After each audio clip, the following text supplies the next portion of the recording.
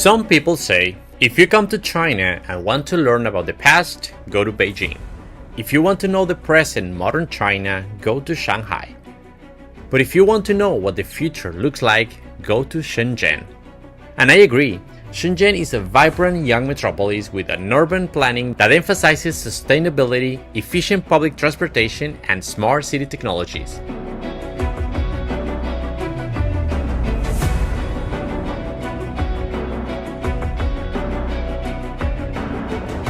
Shenzhen is also well known for having some of the best and most modern schools in the whole country.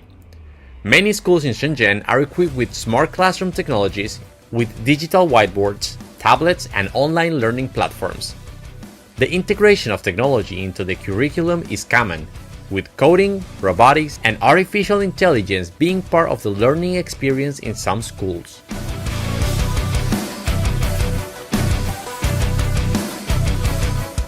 I will show you an example of what I'm talking about.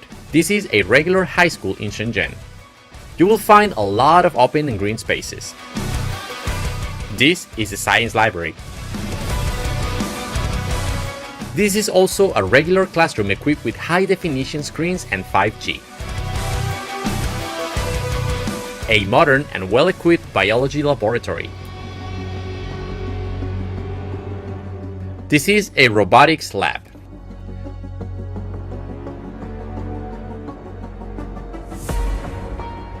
The school also has a flight simulator for the new C919, an airplane 100% developed and manufactured in China. Students also come with an artificial intelligence laboratory.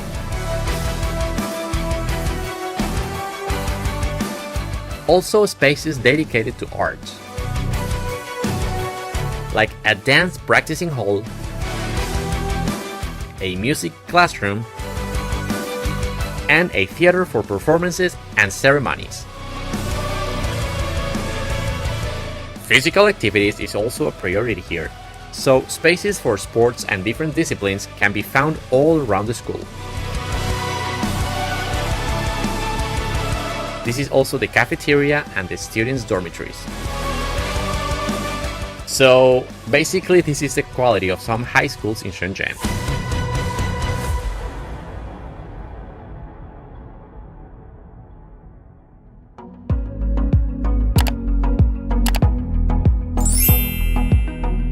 Today I am visiting Liderson in Fujian province, a technology company that specializes in the manufacturing of Internet of Things products.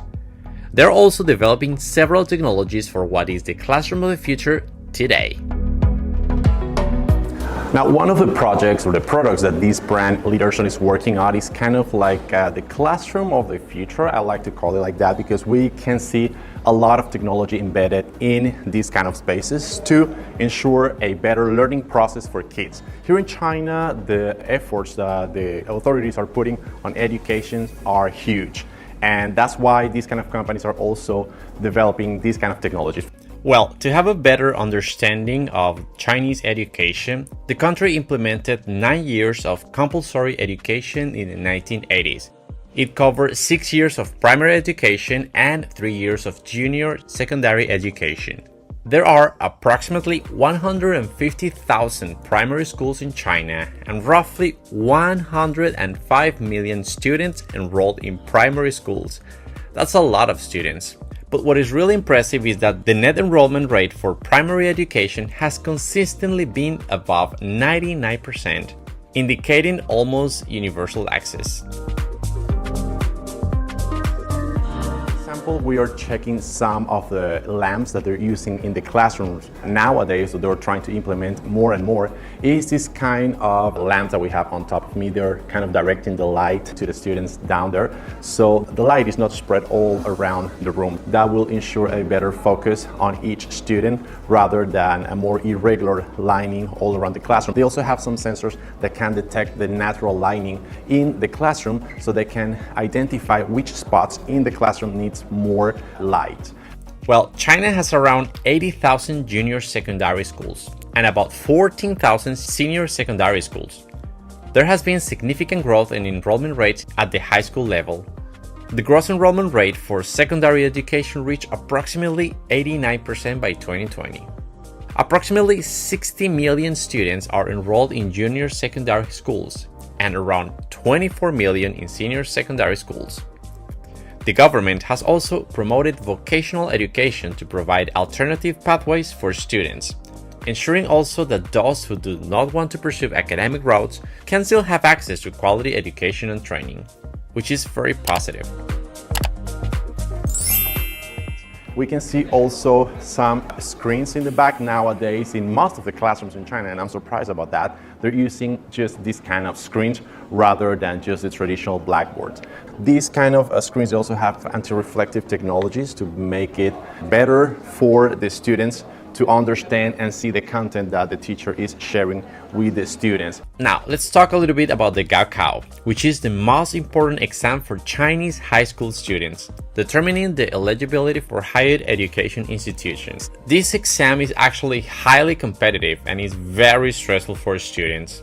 They actually spend years preparing just for this.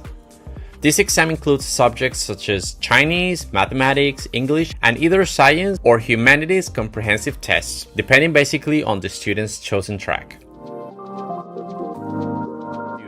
We can see also there are several cameras all around, and it's because during the pandemic the learning process didn't stop. Instead of that, it moved to distant learning, which means kids can connect to the class and they can still kind of assist to the lesson that day. Actually, if some kids for some reason cannot go to class that day, the class might be recorded and they can also have access later on to the information that they learned in the space. It is also quite interesting to learn how committed the government is with the education. The Chinese government has committed to spending at least 4% of its GDP on education. This is a target that has been met in recent years. As I said, this commitment underscores the importance placed on education as a foundation for national development. Actually, in recent years, China's education budget has seen steady increases. For instance, in 2020, the total expenditure on education was approximately 5.3 trillion yuan. That's about 830 billion US dollars. This represents a substantial investment in the sector.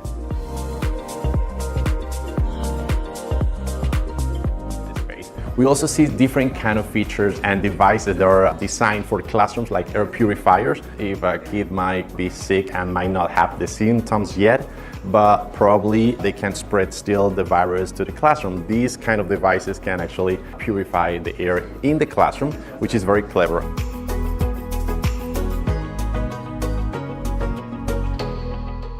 Now, significant funds are allocated for the construction and renovation of school buildings, particularly in rural areas. This includes modernizing facilities and ensuring that schools are equipped with the necessary educational technologies. Investments are also made in improving teacher salaries and providing ongoing professional development and training to enhance the quality of teaching. I was also checking the tables and chairs that are specially designed for the position of the kids when they're studying or they're learning, and they also have a different feature for resting.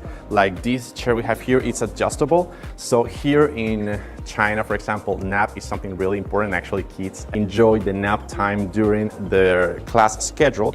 This can be adapted. So this is like a more comfortable position for kids to have a nap. And actually, I'm pretty sure you have seen some videos that went viral that kids are using these kind of tables to adjust them and take a nap. I'll show you these kind of videos.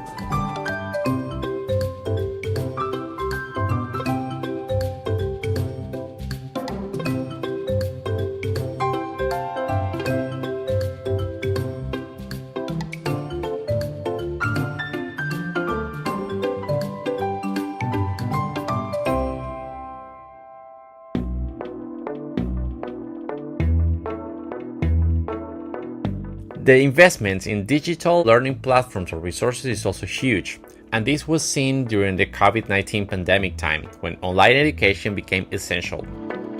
Actually, efforts continue now to expand access to digital education in remote areas. There is funding for development of smart classrooms equipped with modern educational technologies to enhance the learning experience. And also little lamps. Of course, they're using the same kind of technology with kind of panels inside that can direct the light in a better way. They're using this kind of warm light technology not to make the eyes so tired when they're studying. So as you can tell, they're using different kind of technologies in these kind of spaces to improve the educational process for young people and kids in China. And actually, there are several middle and high schools in China already using all these kind of devices and tech within the classrooms. Something that I personally believe is a wonderful achievement is that access to education in China has really improved over the past few decades. There are significant achievements in universal primary education. They have expanded secondary and higher education enrollment.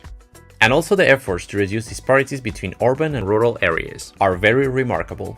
The government's sustained investment and reform efforts have played a crucial role in these advancements. This has helped to position China as a country with broad and growing educational access.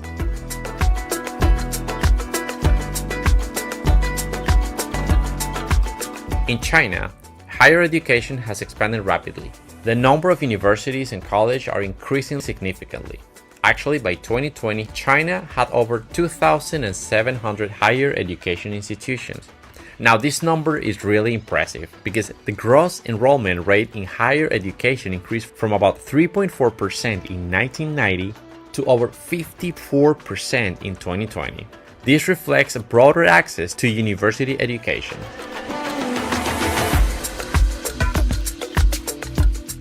Folks, I'm gonna be wandering around nice and beautiful places here in China and documenting about it. I will also be Instagramming my day-to-day and my trips in this awesome country. Feel free to follow me and leave your comments and impressions over there about life in China.